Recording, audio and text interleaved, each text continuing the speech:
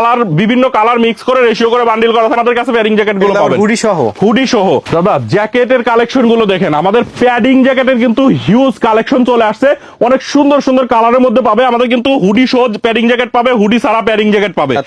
একবারে পানির দামে আমরা কিন্তু এই জ্যাকেটের কালেকশন গুলো আপনাদেরকে দিয়ে দিচ্ছি। আমি যদি কালার গুলো আপনাদেরকে একটু দেখাই, দেখেন এটা হুডি ছাড়া প্যাডিং জ্যাকেটের কালেকশন। এই জ্যাকেট গুলো আপনারা সাইজ পেয়ে যাবেন আমাদের কাছ থেকে এল এক্সেল ডাবল এক্সেল।